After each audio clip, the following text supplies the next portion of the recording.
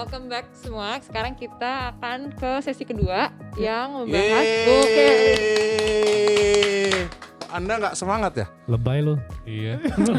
Anamnesa ya. Astagfirullah. Bukan anamnesa Agung aja. Kamu mau nanya apa lagi Aisyah? Banyak Lu, sorry. Masih boleh nanya-nanya nggak? Boleh. Boleh ya. Aja sih Boleh. nggak apa-apa. Sekarang Pakai mungkin- ini lagi nggak? Jangan deh. Oh jangan. Sembunyi. Ini aja, kita cuci tangan aja yang Oh sekarang iya, ya. jangan. Sekarang kita bahas tentang yang karir-karir non-mainstream. Mungkin ada beberapa choices. Mungkin kita mulai dengan dokter-dokter dengan jabatan struktural. Kayak misalnya dokter-dokter yang memegang manajerial di sebuah rumah sakit, klinik, puskesmas. Juru bicara gitu ya. Juru Juru bicara. bicara. Itu Betul. masuk ke segmen yang lain kayaknya. Itu kan struktural juga ya? Struktural Struktural juga. juga. Kemenkes, dia kan Kemenkes dia. dirjen Emang sesuatu lu kan. emang lu Iya, kira iya. apa itu jadi Iya. Susah itu. Jadi. Oh ya, itu Influencer melalui jadi sebuah ceritanya. tahap ya. Ada tahapnya berat juga. Kenapa menang? Sekarang yang jabatan struktural dulu, tapi yang manajerial di yang hal yang common lah ya, yang manajerial rumah sakit, Oke. klinik, puskesmas, gimana tuh kakak? Kayaknya sebelumnya ini umum apa sih manajerial? Kayaknya banyak kan. Banyak sih. Tapi gue nggak tahu teman-teman kita kayak angkatan gue ada nggak sih yang manajerial? Gue nggak terlalu tahu tuh. Maduk itu si Akbar. Sebut Akbar, saja oh ya Akbar. benar si Akbar. Sebut Dia saja Akbar. ini Akbar apa? yang itu. Iya. Oh, ketemu kemarin gue sama dia. Waduh, bener. Yang mana? Aduh bener. Ya jadi temen gua dia jadi kepala pengadaan alat medis kalau nggak salah Oke. di rumah sakitnya dia. Jadi kalau biar mungkin Aisyah juga ngerti kerja manajerial, walaupun bukan gue yang ngerti ya temen gue, dia bilang memang ada masuk office hour-nya. Jadi jam 8 atau jam 3 tuh pokoknya dia ada pertemuan lah atau ngurus ininya. Apa kan kalau dia bilang karena dia pengadaan alat medis, dia biasanya kayak ngecek ventilator, tiang infus atau apa semacam kayak gitu biasanya. Cuman mungkin kalau dia bilang sih jadi karena dia juga praktek, jadi ada ngambil jam prakteknya juga gitu. Tapi manajerial ini tuh maksudnya yang pada ngambil title yang belakangnya Mars itu kan? Itu Itu sebenarnya beda Itu apa juga. cuma rumah sakit doang apa gimana tuh? nggak, itu prerequisite-nya aja. As in Oke. kalau misalnya lo mau jadi dokter manajerial itu sebenarnya nggak terlalu perlu. Lo sebagai dokter pengennya manajerial aja, oke. Tapi kalau misalnya kelemahannya menurut gua berarti lo technically lo mesti belajar ulang. Antara belajar sendiri atau lo ikut short course. Ada short course yang untuk manajemen atau lo kayak tadi sekolah Mars. Bedanya kalau misalnya Mars istilahnya kan lo udah terakreditasi sama kayak ESCRT gitu kan. Lo punya akreditasi resmi dari universitas kalau lo punya kompetensi manajerial rumah sakit. Tapi kalau Mars tuh setahu gue jajaran direksi harus kalau nggak salah, jajaran direksi. Tapi kalau yang kayak teman kita kan dia cuma kepala itu nggak perlu. Kalau yang direksi setahu gue perlu. Untuk bedanya dengan manajerial yang kayak di taraf Depkes, Dinkes, itu gimana? Itu CPNS dong. CPNS berarti. CPNS, Jadi lu bro. tes dari pegawai negeri sipil, terus nanti lu dapat surat keputusan, ya udah lu nanti ikut aja jabatan dan golongannya gitu sih. Kalau di kementerian sih. Jadi maksudnya untuk dialokasikan di mana begitu kerjanya, Iya, kayak iya. lokasi di mana, dan kerjaannya manajerial tuh kerjaannya kayak apa sih Kak? Ya seperti yang Kerja tadi kantor ya. ceritain ya, kerja kantor Kerja sih. Jadi kantor. nggak ketemu pasien sebenarnya, ketemu antar pegawai rumah sakit kan. Rumah sakit itu berjalan nggak cuma pelayanan medisnya kan, ada pelayanan lain di luar medis. Jadi administratif ya rata-rata. Benar. Jadi lebih kayak kerja di belakang meja. Kalau klinisi kan Langsung ke pasien. kerjanya di samping meja, di samping bed pasien. Oh, keren belakang meja juga kalau praktek. Iya. Benar, sama aja sih sebenarnya. Iya. Cuma agak bolak-balik aja ke bed pasien juga. Kalau lo kan udah pada internship nih, lo kan ada tahu kalau puskesmas gitu kan kepala puskesmasnya itu atau kepala puskesmas atau kepala rumah sakit kan pasti ujung-ujungnya dokter juga tuh. Iya benar. Iya kan? Benar. Kalau setahu gue ya, kalau untuk PNS kayak badan puskesmas atau pokoknya vaskes sebenarnya awalnya mesti praktek dulu. Jadi mereka levelnya dari dokter baru mereka jadi administrasi. Kalau yang private biasanya yang lebih gampang, yang lebih langsung lo benar-benar lo spesialisasi di manajerial, lo akan manajerial aja gitu. Cuman pros and cons-nya susahnya sih karena kita nggak ada pengalaman soal ini, kita agak susah evaluasi. Cuman ada kalau lo mau nyari. Terus sedikit tentang dokter asuransi. itu apa sih? Aku belum pernah dengar gitu Kak. Lu belum pernah dengar? Aku belum pernah denger juga nih Kakak Syafiq gimana tuh dokter asuransi. Sebenarnya gue diem aja karena gue gak tertarik sama topik ini. Jangan marah. Tapi setahu gue dokter asuransi itu mungkin kayak administratif juga. Jadi kan biasanya kalau kita ngeklaim asuransi, misalkan dari dokter umumnya di rumah sakit, kita biasanya scan buat dikirim ke asuransinya. Biasanya nge-review awal tuh dokter asuransi sana. Misalkan alasan pasien masuk rawat inap, kita tulis demam 2 hari. Kita kirim ke mereka bingung lah, kok demam 2 hari aja masuk rawat inap sampai di asuransi, emang ada apa, kegawatannya apa, baru kita bilang muntah-muntah 3 hari gak bisa makan. Ya kalau bener Berarti termasuk kalau dia dokter asuransinya BPJS itu termasuk dong. Karena dia ngecekin klaimnya rumah sakit dong. Verifikator BPJS. Verifikator BPJS. Biasanya kita adu argumen sama mereka ya. Iya, adu argumen. Tapi ya itu kan, lu kan nggak tahu nih soal apa, soal Option dokter, ini. ya dokter asuransi. Jadi wajar karena asuransi kan kita nggak diajarin tuh di FK. Jadi asuransi itu, kalau asuransi itu kan banyak yang swasta itu kayak macam-macam merek. Terus ada yang publik yaitu BPJS. Kalau misalnya kita mau klaim kayak kata Dr. Syafiq tadi, itu kan memang mesti dicek apakah isiannya benar apa enggak. Karena kalau isiannya salah itu potensi duit dari perusahaan hilang. Fraud namanya. Ya, Fraud. fraud, ada penipuan. Jadi yang melihat masih orang yang paham sama kedokteran juga. Itulah fungsi sebagai Dokter asuransi. ini. dokter asuransi itu tujuannya ya kayak kata lo tadi, dia benar-benar cuman buka apa yang disubmit sama orang-orang, sampai dari rumah sakit dari pasien-pasien dia pakai tanggungan ini, klaimnya segini, dia konfirmasi ini benar apa enggak. Kalau dia agak mencurigakan, ditelepon rumah sakitnya. Benefitnya lu nggak ketemu pasien. Buat yang nggak suka ketemu pasien. Bener, gitu ya. tapi benefitnya. itu nyata. Bener, Karena bener. banyak, gue sendiri kadang-kadang gue mikir ini malas banget sih ketemu pasiennya. Kalau ada orang-orang yang benar-benar nggak senang, mungkin itu salah satu option buat viable mereka, banget, ya. ilmunya kepake, tapi lu nggak perlu hindrance-nya untuk ketemu pasien. Mereka muter otak juga sih gimana caranya supaya nggak keluar klaimnya. Iya bener. Heeh. Kan maksudnya biar nggak rugi kan asuransi. Iya biar nggak rugi, Iya. bener. Karena Bener. kan banyak juga ya yang rada-rada bandel kan di lapangan kan kayak udah mas sikat aja bos gitu. Jadi dokter asuransi itu kayak melindungi perusahaan. Naikin dengan aja cara kelas itu. 1, naikin Nah aja. itu gue no comment sih yang itu. Berarti sebenarnya untuk dokter-dokter yang di manajerial ini, yang struktural ini, pros-nya mereka bisa mengatur kehidupan mereka gitu ya, lebih stabil dalam hal-hal time frame waktu untuk bekerja Time gitu ya. management. Iya, Time iya. managementnya. Terus ya mungkin untuk yang orang-orang yang emang nggak terlalu suka ketemu pasien juga mungkin ini salah satu positifnya juga gitu Ya ya. intinya irama sirkadian mereka atau irama tidur tubuh mereka lebih bagus lah Benar, dibanding benar, kita benar. yang jaga malam nih ya. Iya benar. Nggak ada yang namanya panggilan mendadak. Nggak ada. Nah sekarang untuk yang time managementnya lebih luang lagi nih, yaitu yang memilih untuk menjadi ibu rumah tangga atau jadi bapak rumah tangga. Suka kan nih. dia nggak mau PPDS, mau jadi bapak rumah tangga tadi bilang. Iya. Ya gue masih ada sumber penghasilan juga cuy, itu dapat dari mana? Atau lamar kartu prakerjanya. Gue suka deh. Kartu Iya kan? prakerja. Bisa. Menggunakan resource ya. Jadi nanti lu bisa masuk kelas-kelas online. Nah nanti dikasih sertifikat. Kasih sertifikat. Iya. Jadi lu dianggap siap kerja. Siap. Mantep Gitu. banget. Itu Mungkin- pilihan juga buat lo sih mungkin. Iya, kayaknya sekarang bisa dilakukan ya. Iya. makanya. Kalau lagi bingung kan. Iya. Sebenarnya sayang nggak sih kak, udah sekolah susah, Lo- duit udah keluar banyak. Lo liat Nia Ramadhani hidupnya enak gak?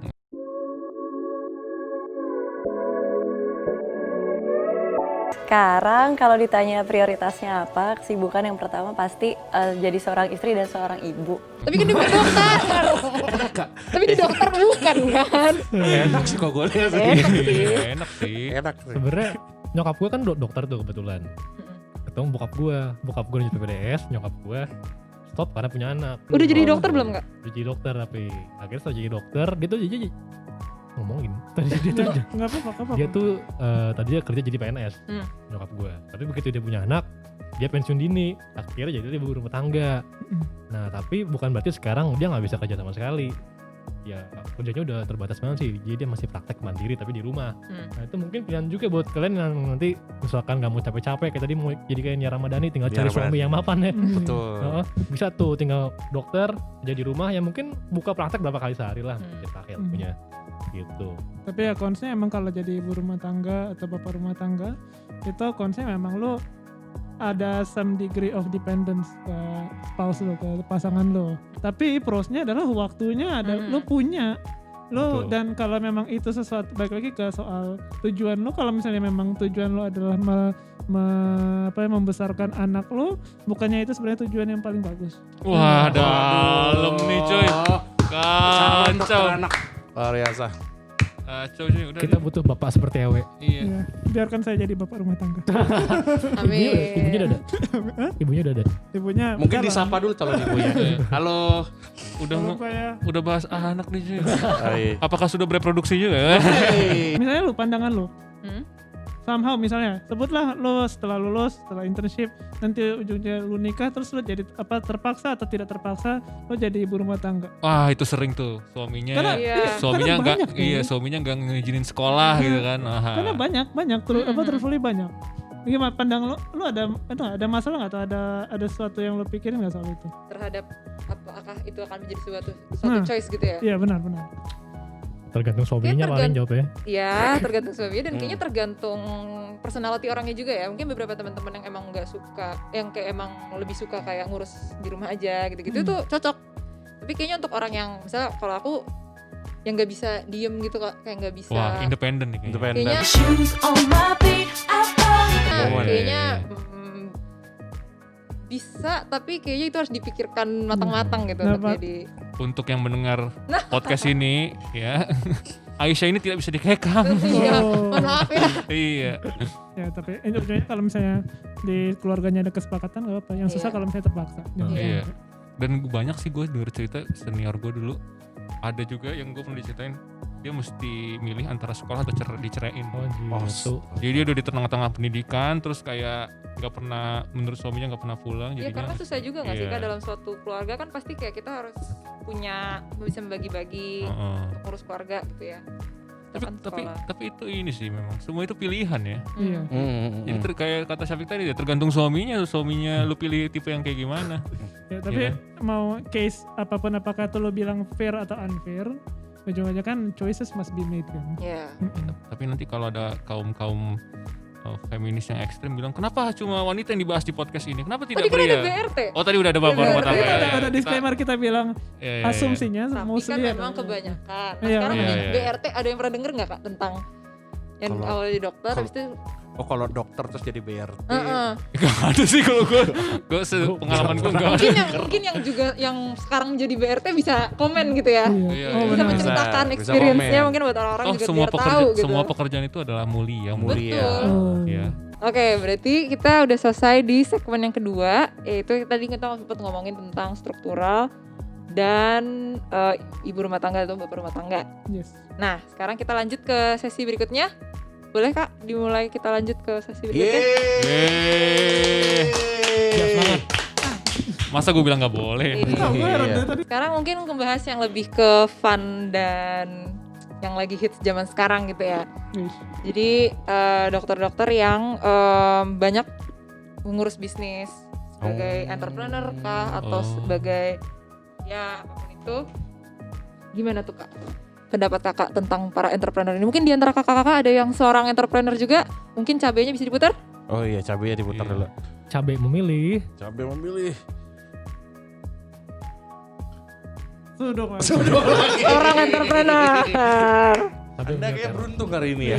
Gimana? Memilih Tadi pertanyaannya terong. adalah pendapatnya tentang entrepreneurship Mm-mm. gitu ya. Dokter yang sebagai entrepreneur juga. Bagus.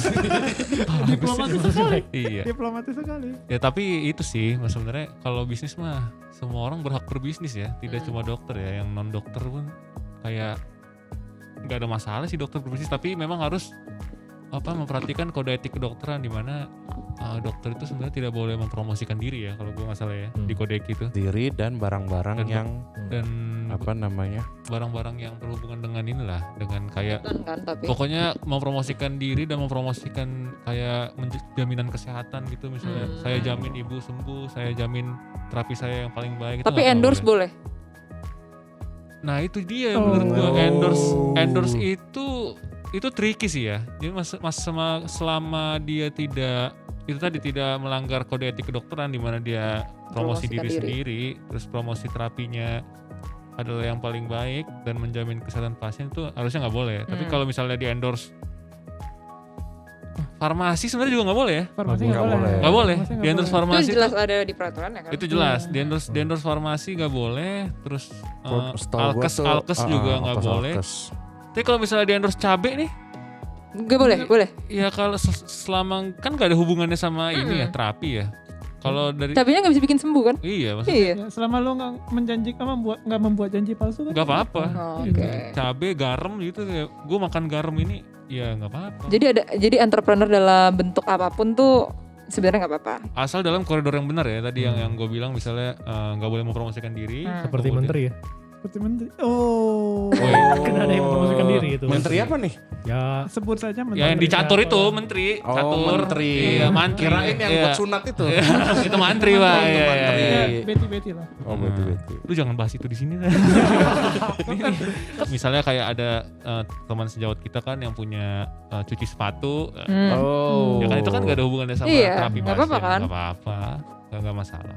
Terus kalau misalnya mungkin kakak-kakak di sini ada yang memiliki passion di bidang entrepreneur nggak?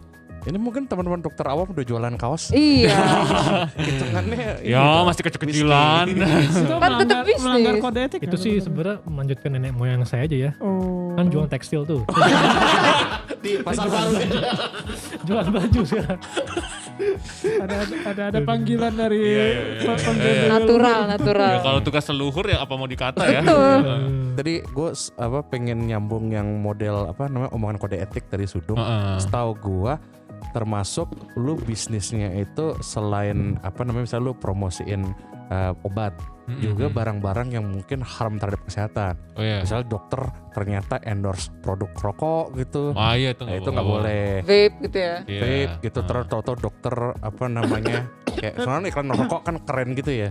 Suka tau-tau lagi my adventure sesuatu. Tiba-tiba Kan nggak juga dokter ya. ngajak ngerokok kan. Iya. Itu kan kacau juga ya. Gimana? Gimana kalau kakak Syafiq Saya setuju mungkin aja. vape sama dokter apa rokok gitu Iya, vape sama rokok tuh sama berbahaya ya. sama Oke. berbahaya.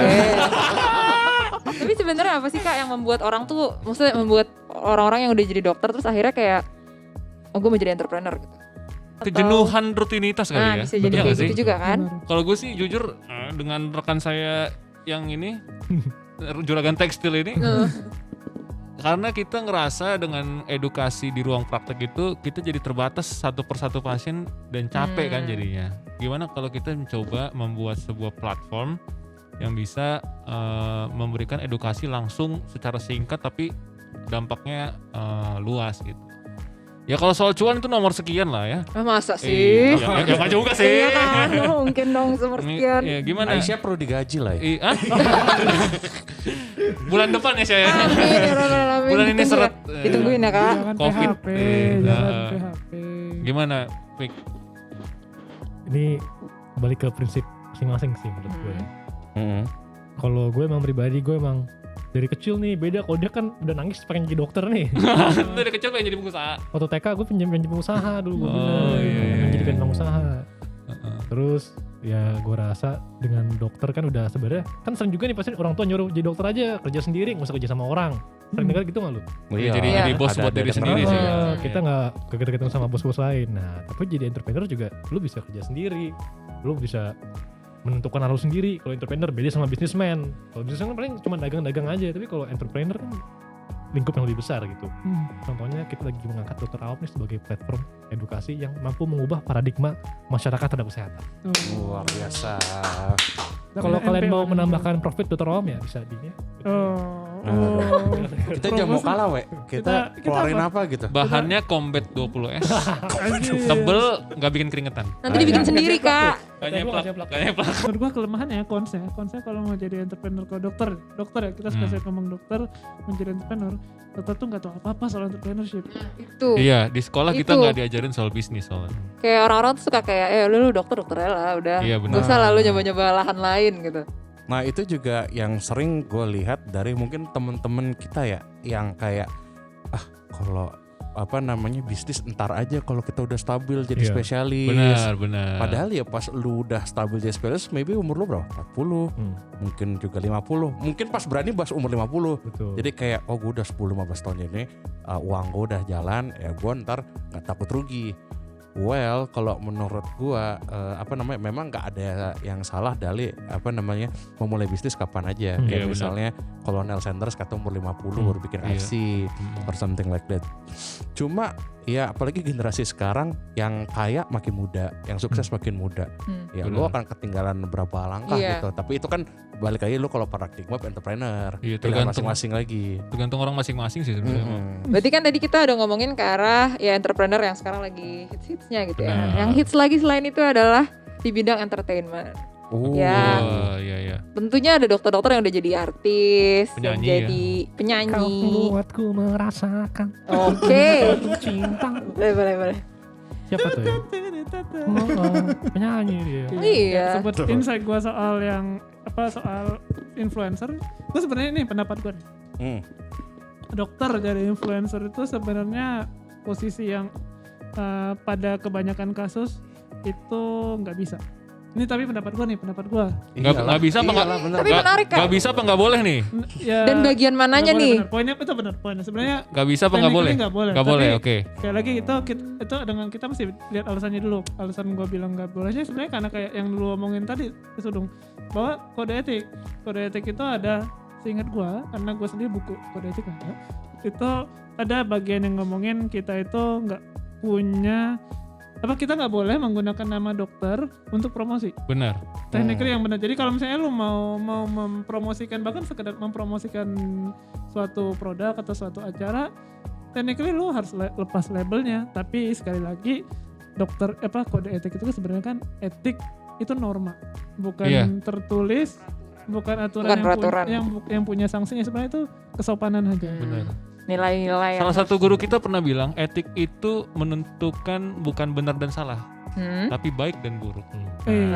Abu-abu tuh ntar lama-lama ya. Ini filosofis banget. Betul.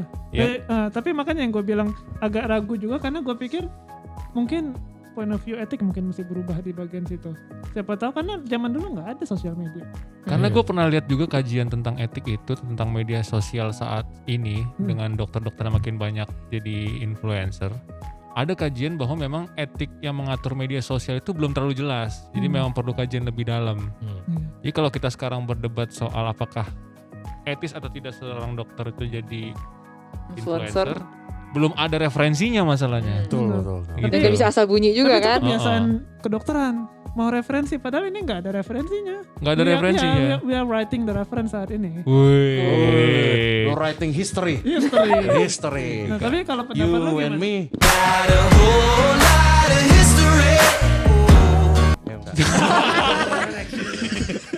Pendapat lo gimana kok kalau soal being an influencer? Tapi dari sebagai dokter. Kalau menurut gua influencer itu tergantung dia influence-nya mungkin seperti kayak entrepreneur juga ya.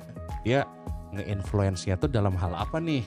Maksudnya influencer kan ada kayak ya gue memang sekedar suka sharing di sosial media tentang kesehatan, edukasi juga. Kalau cuma sekedar edukasi, lo salahnya apa gitu? Iya. Dia mau ngedukasi hal-hal yang benar, tapi kalau misalnya influencer, tapi gue juga influencer yang kalau udah modelnya sangat mungkin cuan dan cuannya itu sudah melanggar kaidah. Kayak gimana tuh Pak? Waduh, kalau cuannya tuh mengendalikan omongan dia. Tapi balik ke omongan awal soal ini sepertinya karir pada apa enggak, susahnya adalah dari bahasa omongan kita ini belum ada dasarnya. Mungkin menguntungkan dari endorsement, dari bisnis the merch mungkin, atau dari sponsorship konten mungkin. Tapi problemnya kita nggak tahu ini visible apa enggak karena badan yang mengendalikan ethics yang menjadi acuan kita ini abu-abu. Justru sih kalau dari gue pribadi ya gue justru ingin mengajak teman-teman dokter jadi influencer, karena kenapa di sosial media juga kita kan semakin banyak hoax kesehatan gitu. Tapi kalau lu hati-hati droplet lu keluar. Nah, kalau semua dokter turun tangan ikut edukasi salah satu di kesehatan ya kan itu kan membantu bangsa kita sendiri sebenarnya. Iya. Untuk kita ngomong lagi ke etika tuh kayaknya nggak ada habis-habisnya sih tentang etika, tapi pokoknya kita masing-masing tahu. Hati kita tahu lah kira-kira ini benar apa salah gitu sih. Tahu. Yang penting Tanya Boleh hatimu tangga ya. silakan Iya. lah. Influencer Lu foto mau nyanyi lagi? Tanya, gimana sih lagu? Tanya hati lagunya siapa ya? Lanjut aja. Lanjut. Lanjut lagi. Bos. Aisyah udah bosen dengan penjelasan lu. Wah parah sih Syah. Udah. Parah sih. Ayo lanjut Syah, lanjut. Iya, Oke, kita lanjut dulu. Sabar ya Fik. Ada yang lain gak sih Kak, option karir lain yang mungkin bisa aku mana? Yang others ya. Berarti di luar tadi yang kita omongin kan Di maksudnya? luar influencer, di luar struktural, di luar jadi akademisi, di luar jadi Mungkin ibu rumah tangga, kayak ini ya, bapak rumah tangga. kayak dokter-dokter yang jadi apa ya? Kemanusiaan. Manusiaan. Ah, benar. Nah itu bedanya gimana sama dokter-dokter yang dokter aja? Ah ini menarik nih. Jadi Bedanya istilahnya kayak company aja sih. Company kan ada yang profit, ada yang NGO istilahnya non profit. Ya, itu sebenarnya mirip juga dokter nih, kemanusiaan. Ada lagi yang tadi kita bilang ambil profit yang ada nggak ada yang salah, nggak ada dua bener juga. Cuman tergantung kalian mau terjun kemana gitu kan. Contohnya tadi kayak RS Apung yang pernah kita bahas juga. ya rumah sakit apung. Dokter Lee Darmawan ya kalau salah namanya. Iya. Lee Darmawan. Dokter Share. Dokter Share. Dokter Itu kan Share. betul, dia kan pakai, dia membangun, dia cari modal, cari sponsor. Itu nggak salah kan untuk dia bangun RS Apungnya. Itu kan bermanfaat untuk manusia. Ini kayak gitu lah menurut gue kalau misalkan dia yang lain-lainnya ya Atau kemanusiaan. kalau kakak punya ini nggak temen yang kerja di kayak misalnya Doctors Without Borders atau yang kayak kemanusiaan yang Ada, lain iya. gitu yang Ada mungkin sih. pernah ada menceritakan Ada sih. pengalamannya Temen lu, yang membuat temen lu. Teman gua, teman lu, teman kita semua. Oh temen kita semua. Gua sih liatnya tuh sebenarnya dia bekerja di institusi kemanusiaannya, organisasi kemanusiaannya, Iya, iya. entah MSF atau Doctors Without Borders-nya atau Share-nya. Tapi setahu gue sebagai pekerja kemanusiaan dia tentu harus dapat penghasilan juga. Maksudnya dia tuh nggak kesana 1 tahun atau 2 tahun dengan murni tidak ada uang juga. Minimal basic needs-nya juga ada. Setahu gue sih gitu. Jadi memang si organisasinya non profit. Jadi organisasi biasanya uangnya itu hanya untuk berjalan agar perusahaannya jalan. Betul. Bukan pendiri-pendirinya akan dapat duit. jadi nggak dapet duit. Pendirinya, bukan enggak. dokternya. Dokter yang bekerjanya Dapat. Itu Oh. bedanya. Tapi sekedar kalau yayasan. operasional doang. Betul, biasanya operasional. operasional doang. Dan maksudnya kalau operasional lu hitungnya dia makan, uang makan maksudnya paling enggak lah. Iya. Dia Masa nggak transport. dikasih uang makan, ya transport, ya akom. jadi yang mulia sekali ya berarti ikut-ikut Tapi itu kegiatan menurut seperti gue itu. itu technically ya, kalau kita ngomongin pure soal dokternya aja, konsepnya kalau lu mempertimbangkan kayak gitu adalah lu nggak bisa stay di satu tempat. Karena kenapa kayak ini? Karena gini, anggaplah kasus MSF atau kalau yang apa yang Islam itu gue lupa, yang palang merah Oh, BSMI, ya gitu. Bulan Sabit Merah Indonesia. Bulan Sabit Merah Indonesia atau PMI lah. Dia itu akan punya tugas pergi ke daerah-daerah mostly. Karena itu dia istilahnya namanya kemanusiaan, mereka akan pergi ke tempat yang membutuhkan. Jadinya lo nggak bisa punya lo nggak punya jaminan Base-nya untuk lah. stay di satu tempat. Base Bisa jadi camp-nya. kalau misalnya buat teman-teman yang punya Hobi petualang. hobi petualangan Nah, mungkin tuh sangat Adventure. Cocok dong. sangat cocok Cocok, banget yang cocok. pengen traveling. Itu sangat cocok banget Sambil bawa drone gitu ya. sambil bawa Dada-dada drone itu. yang My atau- trip gitu. Mungkin lu nggak bahkan nggak cukup tega buat kayak gitu. Bikin TikTok pakai drone. Tapi problemnya kalau lu pengen stability mungkin itu agak susah. Kayak misalnya lu pengen berkeluarga, pengen pulang ketemu Ya. istri, gitu kan agak susah. Ada satu lagi sebenarnya yang belum kesentuh selain kemanusiaan, PTT Nah iya dan tuh, tim iya. pencerahan Nusantara. Kayak kenapa kayak misalnya kayak kenapa aku harus jadi dokter PTT gitu. Ya selain karena panggilan hidup ya, mungkin ada beberapa teman kita juga yang memang pengen punya nilai plus saat mendaftar sekolah spesialis. Itu kan, Nah aku dengar sih kayak gitu kan. Tapi sebenarnya plus lainnya dari dokter PTT itu apa? Ya PTT kan- adalah apa dulu deh? ya, Untuk ya yang belum tahu. Pengalaman sih. sih. Maksudnya dibanding kita bekerja di kota besar saja, kalau gue ngeliat sih teman-teman gue yang PTT itu lebih memiliki skill skill berbaur ya. Terus Social skill. social skill-nya lebih bagus gue lihat sih. Terus secara kemampuan klinis mereka bisa nanganin kasus-kasus sulit yang menurut kita kalau di kota besar kita mesti dibantu sama dokter spesialis atau dokter perawat. Mereka bisa nanganin sendiri kalau di sana. Oke. Karena biasanya tidak ada yang bantu juga. Karena biasanya tidak ada yang bantu ya gitu. Karena Ya, teman Lebih kita mandiri. teman kita yang di sofa tuh kan dia pernah ngelakuin appendectomy sendiri. Kayak ya? teman kita yang namanya Pasha itu ya. Dia penanggung jawab YouTube Dokter Awam. Seingat saya di Biak cuma dia dokternya. Oke. Iya, Oke. Di PTT sih Iya, ha. kalau lu mau. Sesuai dengan panggilan hati dan Benar. kemanusiaan itu tadi ya. Benar-benar. Jadi kan sebenarnya udah banyak banget nih yang kita bahas. Tadi udah ngomongin yang pertama kita udah ngomongin akademisi ya. Iya. Umum, spesialis. Banyak lah sih. Banyak lah pokoknya. Pertanyaan lu agak banyak soalnya tadi. Ya. Terus ngomongin tentang entertainment juga, ngomongin juga tentang bisnis, Influencer ya kan. struktural. Jadi intinya kalau tadi kan pertanyaan lu seolah-olah kan karir dokter tuh sempit banget ya, cuma jadi dokter aja ya. Jadi sebenarnya dengan jadi dokter itu banyak peluang karirnya, sebenarnya itu tergantung pilihan lu masing-masing, tidak ada pilihan yang buruk dan baik. Itu semua kembali ke lu maunya tuh panggilannya apa, panggilan hidupnya. Ya nggak sih? Setuju. Dengan mempertimbangkan pro and cons yang tadi udah kita bahas Benar, juga ya. sebenarnya. Kalau teman-teman di sini ngerasa ini bermanfaat, jangan lupa di like, subscribe, sama satu lagi apa? Di-share. Di-share. Jadi jangan nonton sendiri aja, karena teman-teman yang lain harus tahu juga options career path dokter tuh apa aja. Betul. Yang dengar di podcast juga jangan lupa di-share, terus di-like juga, di-follow juga Anamnesa. Didengerin juga. Dengerin Anamnesa. Makanya dengerin juga podcast kita, ada episode sebelumnya yang selalu lucu, selalu seru, dan akan selalu Ya udah. Contekannya gak ada. Biasanya tuh pakai contekan. Lu bisa dikasih waktu aja. Kampret banget aja gue ngomong dipotong. Ya, Dipotong. Oke. Oke, terima kasih semuanya.